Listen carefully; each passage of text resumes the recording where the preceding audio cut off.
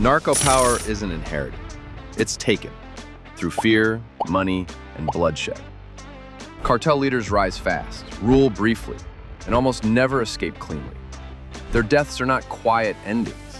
They are messages intended to warn rivals, silence enemies, or close chapters governments couldn't finish in courtrooms. Tonight, we examine 6 of the most documented, violent, and consequential narco deaths ever recorded. Cases backed by police files, forensic reports, and first-hand investigations. Pablo Escobar, shot dead on a Medellin rooftop, 1993. The king of cocaine dies with nowhere left to run. For years, Pablo Escobar was one of the most powerful criminals on earth. At his peak, the Medellin cartel controlled the majority of the world's cocaine supply. He bribed officials, ordered assassinations, and terrorized Colombia with bombings and kidnappings. But by 1993, Escobar's empire was collapsing. After escaping from his self-built prison, Escobar became the most wanted man in the Western Hemisphere. Colombian authorities, aided by U.S. intelligence, formed an elite manhunt unit known as Search Block. Escobar was forced into isolation, constantly moving, rarely sleeping, and increasingly paranoid. His network disintegrated as allies turned informant or were killed. On December 2nd, 1993, one day after his 44th birthday, Escobar made a mistake. He used a phone. Authorities triangulated the call to a modest neighborhood in Medellin. Search blocks surrounded the building within minutes. When officers stormed inside, Escobar fled through the back window and climbed onto the roof. Gunfire followed. Escobar was struck multiple times and fell onto the tiles, dead. Official reports state he was killed by police. Supporters claimed he took his own life with a final shot to avoid capture. Ballistics evidence strongly supports police gunfire. Photos of Escobar's body were released almost immediately, his lifeless form displayed publicly as proof that even the most powerful narco could be brought down. Crowds celebrated in the streets, others mourned, but the cartel world understood the real message. No empire built on terror survives its creator. Amado Carrillo Fuentes died on the operating table, 1997. The narco who tried to cut his way out of the world. Amado Carrillo Fuentes wasn't hunted down in a shootout. He didn't fall to rivals or police bullets. Instead, the man known as El Señor de los Cielos, the Lord of the Skies, died trying to erase his own face.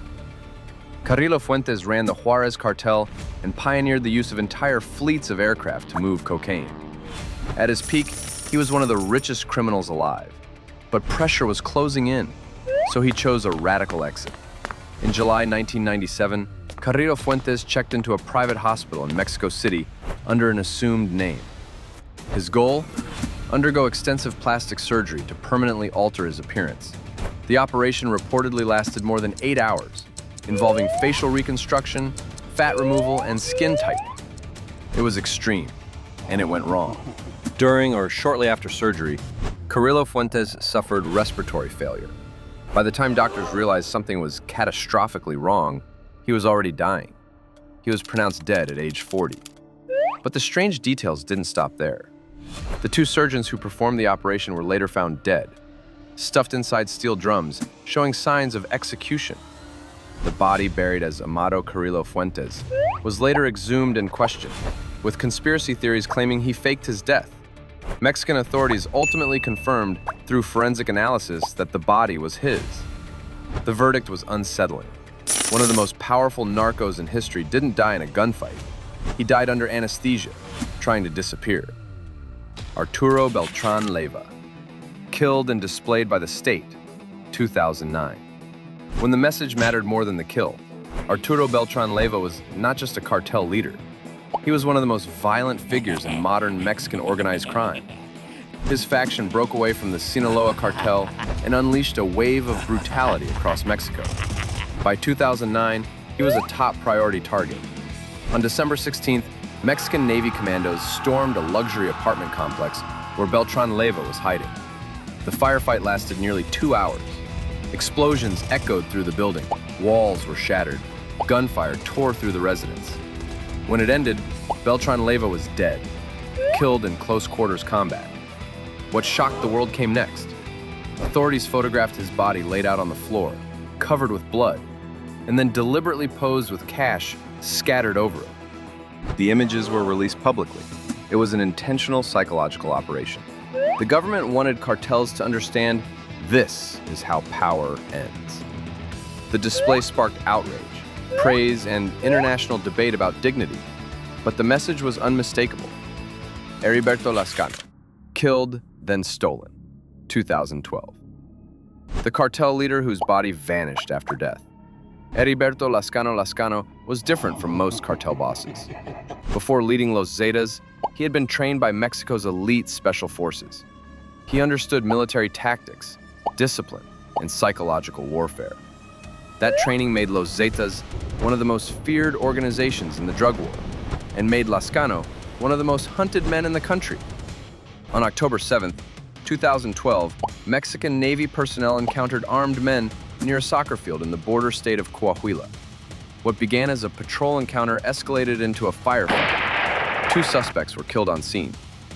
Authorities later confirmed that one of the dead was Heriberto Lazcano himself. For the government, it was a major victory. For Los Zetas, it was unacceptable. Hours after Lazcano's corpse was transported to a funeral home, a convoy of gunmen arrived. They overpowered security and stole his body. No ransom demand, no statement, just disappearance. The motive was clear. Los Zetas would not allow the state to display their former leader and would not allow rivals to confirm his death. To this day, Lazcano's final resting place remains unknown.